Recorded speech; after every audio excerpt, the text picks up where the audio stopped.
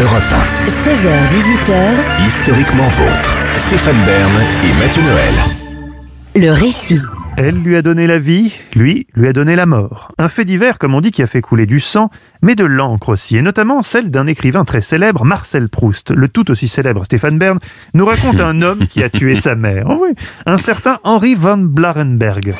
Nous sommes le 25 janvier 1907 au 102 boulevard Haussmann à Paris. Ce matin-là, Marcel Proust, qui n'est pas encore le célèbre auteur de La Recherche du temps perdu, dont il entamera la rédaction du premier tome cette même année, s'apprête à répondre aux correspondances qu'il a en retard. Il compte notamment écrire à Henri von Blarenberg, dont le dernier courrier l'a particulièrement touché. En réalité, les deux hommes se connaissent peu. Ils ont dîné ensemble chez des amis communs quelques années auparavant, mais Proust, dont les parents sont décédés depuis peu, c'est l'affection que tous deux portaient au père d'Henri, décédé lui aussi quelques mois plus tôt. C'est à l'occasion de ce décès que Marcel Proust avait adressé une lettre de condoléances à Henri von Blarenberg. Henri n'y avait répondu que 4 mois plus tard. Au détour de cette missive où il se disait touché, il apprenait aussi à Marcel Proust que la mort de son père, président de la compagnie des chemins de fer de l'Est, l'avait terrassé au point qu'il ait dû aller se reposer dans un établissement de soins en Bretagne. Un échange épistolaire entre les deux hommes s'en était alors suivi. Ce matin-là, avant de s'atteler à l'écriture d'une nouvelle lettre, Marcel Proust déplie le Figaro du jour. À la page 3 du journal, l'écrivain est interpellé par le titre d'un article qui tient sur 2 colonnes. Un drame de la folie. Stupeur de Proust qui, dès la première ligne, découvre que ce drame prend justement lieu et place dans la demeure de la famille von Blarenberg et qui comprend surtout, dès le premier paragraphe de l'article, le drame qui s'est tramé, résumé en cette phrase laconique: un fils a tué sa mère et s'est ensuite suicidé. Proust apprend donc dans le journal que son ami Henri n'est plus et qu'avant de mettre fin à ses jours, cet homme de 40 ans a éliminé sa propre mère, âgée elle de 80 printemps. Les faits se sont produits la veille, comme l'explique l'article qui dévoile les circonstances du drame et rappelle que la neurasthénie du fils n'était pas nouvelle, remontant même à plus de 10 ans. D'abord lieutenant du génie à Versailles, Henri von Blarenberg avait dû quitter l'armée suite à ce qu'on décrit comme un surmenage. Hospitalisé de longs mois durant dans une maison de santé, les parents du pauvre Henri le crurent d'abord rétabli.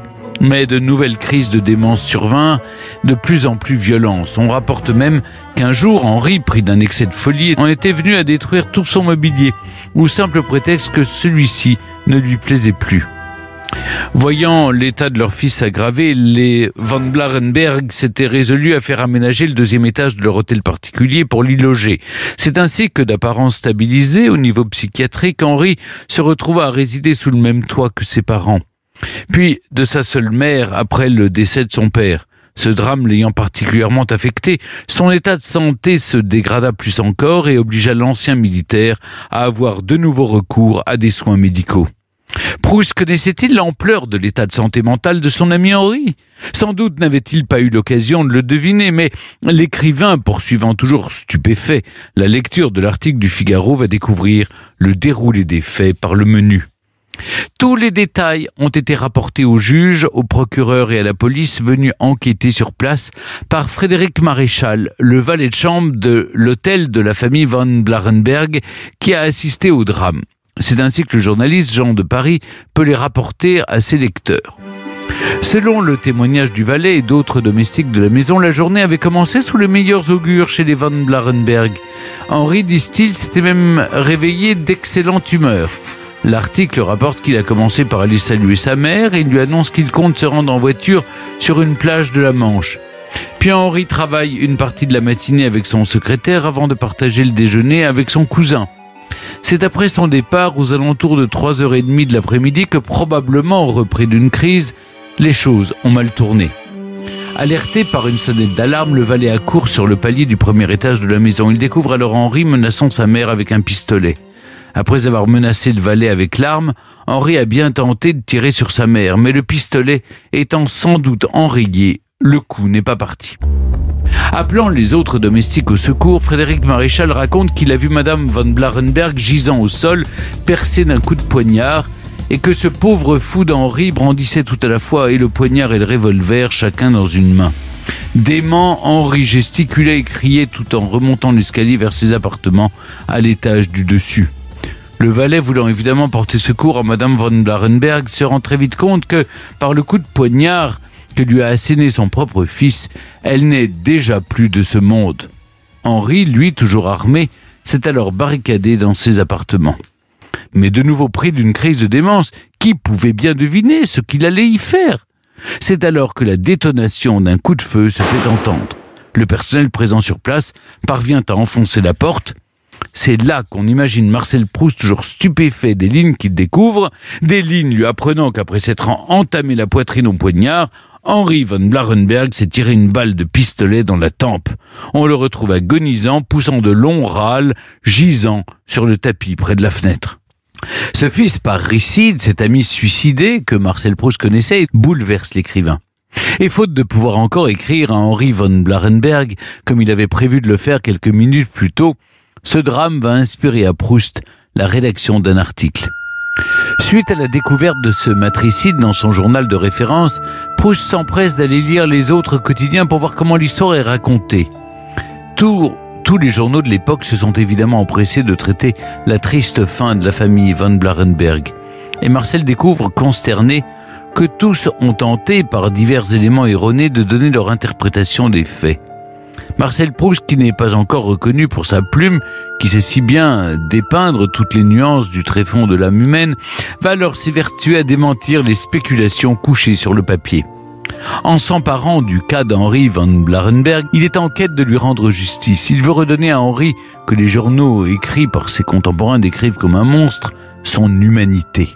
Il dément tous ceux qui placent au cœur du drame l'immense fortune de la famille von Blarenberg. Il conteste aussi la dangerosité d'Henri, contre laquelle ses médecins auraient mis en garde la mère. Il contredit enfin l'idée selon laquelle Henri était un alcoolique patenté.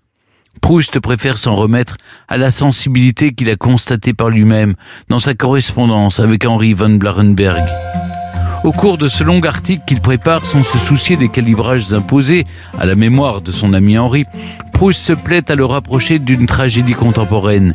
Il le relie aux grands mythes que sont Oedipe, le roi Lear ou Don Quichotte. Sous la plume de Marcel Proust, celui qu'on dépeignait comme l'auteur de cet abominable fait divers devient, à sa façon, un héros tragique. Et l'homme, certes malade, qu'était Henri von Blarenberg, prend une nouvelle dimension. Son article, intitulé « Sentiments filiaux d'un parricide », paraît presque une semaine après le premier, dans le Figaro daté du 1er février 1907. Marcel Proust, légitime de par sa proximité avec le protagoniste, ne manque pas de surprendre ses contemporains, au point de les déranger. Au regard de sa littérature, désormais admirée de tous, le plus grand auteur français du XXe siècle démontre, au détour d'un simple article, son génie, la richesse de son propos et la complexité de son regard aussi, sur une histoire qui a fait non seulement couler du sang, mais aussi son encre. Europe 1, Historiquement vôtre.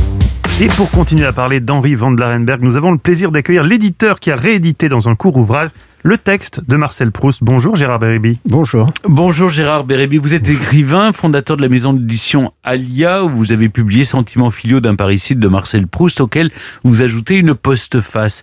Première chose qui frappe, c'est le titre de l'article de Proust, Sentiments filiaux d'un parricide. Pourquoi n'emploie-t-il pas le mot de matricide plutôt ? Matricide est un mot bien français, Oui. mais il était inusité et tombé en désuétude, il a été remplacé par le mot parricide. On peut faire confiance à Marcel Proust pour avoir, si je peux me permettre, une totale maîtrise de la langue française et de connaître bien évidemment ce mot. On dit plutôt, même en parlant d'une mère, parricide. Par exemple, on parle du parricide d'Oreste alors qu'il avait tué sa mère. Bien sûr. Mais les sentiments filiaux qu'il évoque, également dans le titre, font référence, j'imagine, à sa situation d'orphelin. Ou alors, est-ce l'empathie de Proust à l'égard d'Henri von Blarenberg, puisqu'il tente de le réhabiliter aux yeux des Français ? Je suis partagé. Il est vrai qu'ils étaient tous deux orphelins, c'est un fait objectif. Mais je ne crois pas que ce soit la raison qui ait poussé Proust à écrire ses sentiments filiaux. Qu'il y ait de l'empathie, c'est certain. Simplement, il faut comprendre une chose selon moi, c'est que l'approche de Proust n'est pas commune.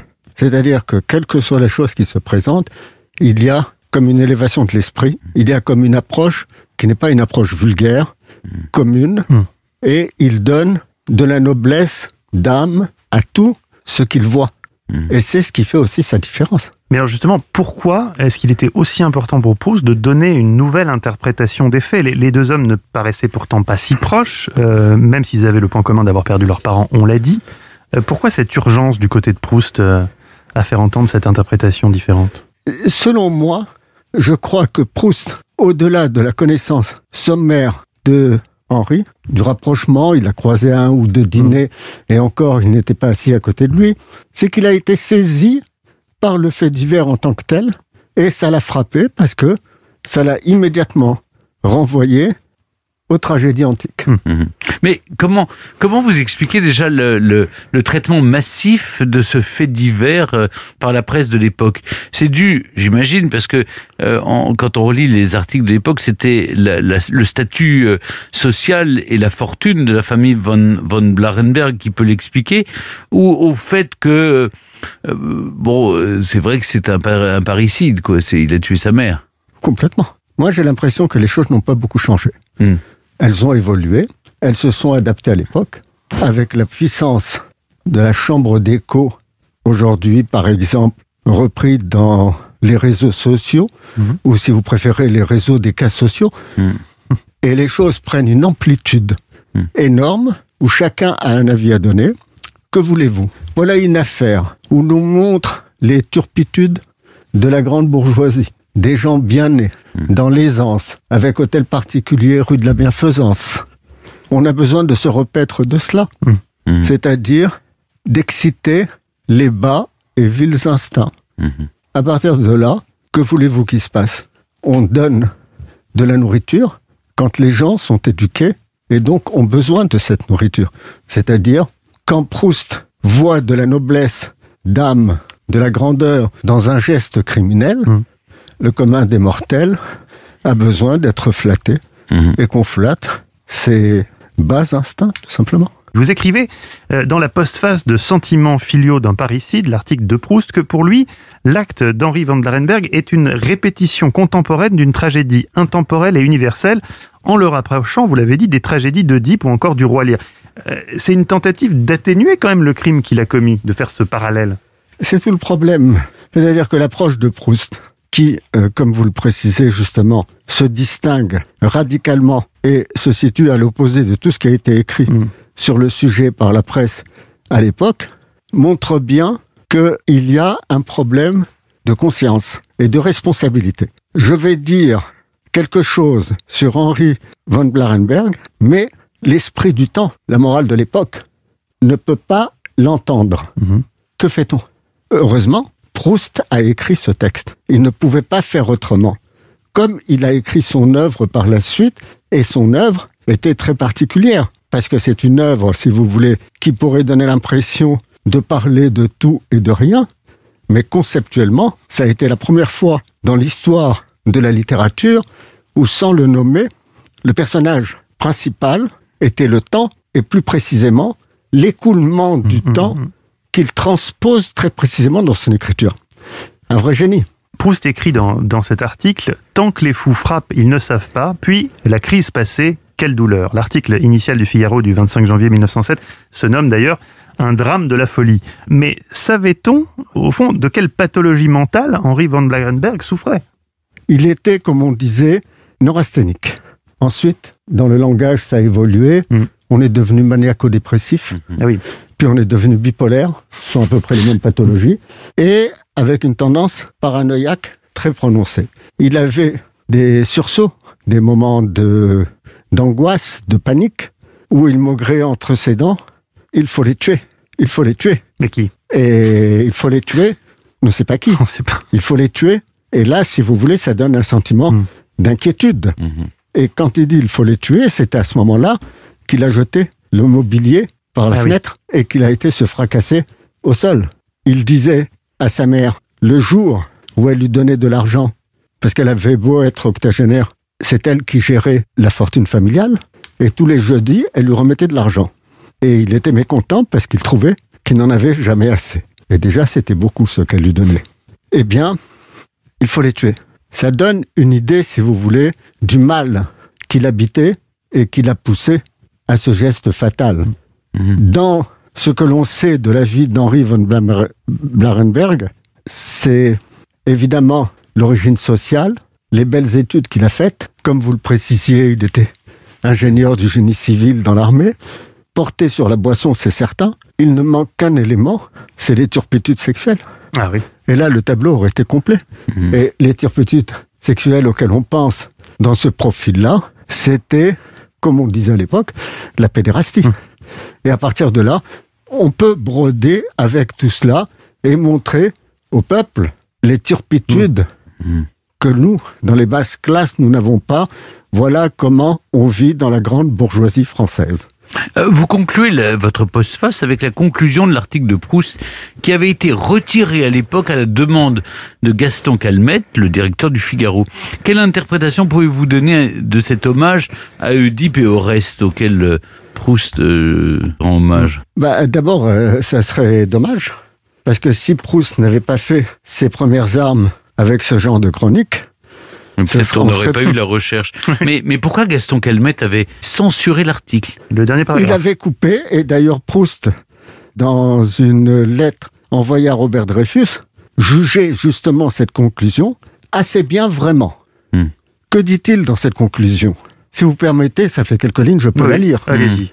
Rappelons-nous que chez les anciens, il n'était pas d'autel plus sacré, entouré d'une vénération, d'une superstition plus profonde, gage de plus de grandeur et de gloire pour la terre, qui les possédait et les avait chèrement disputés, que le tombeau d'Oedipe à Colonne et que le tombeau d'Oreste à Sparte. Cet Oreste que les furies avaient poursuivi jusqu'au pied d'Apollon même, et d'Athénée en disant « Nous chassons loin des autels le fils parricide ». Ce qui fait que Proust, qui a élevé ce criminel, ce fait divers sordide, au rang de tragédie antique, c'est qu'il avait, à mes yeux, parfaitement compris le besoin humain de mythes, et mythes qui, dans notre époque, ont quelque peu disparu. Et quel est l'accueil, justement, on finira là-dessus, de ce texte de Proust à l'époque? Il a conscience en l'écrivant qu'il ne pense pas comme le commun des mortels là-dessus, comme la presse en tout cas. Comment il est reçu cet article? On n'a pas trace de trop d'écho, si vous voulez. Mais il n'y a pas eu d'autres tribunes pour s'insurger contre ce traitement-là? Non, il n'y a pas eu de réponse, de contradiction ou de choses comme ça. Il n'y a pas de courrier des lecteurs. Et puis on est passé à autre chose.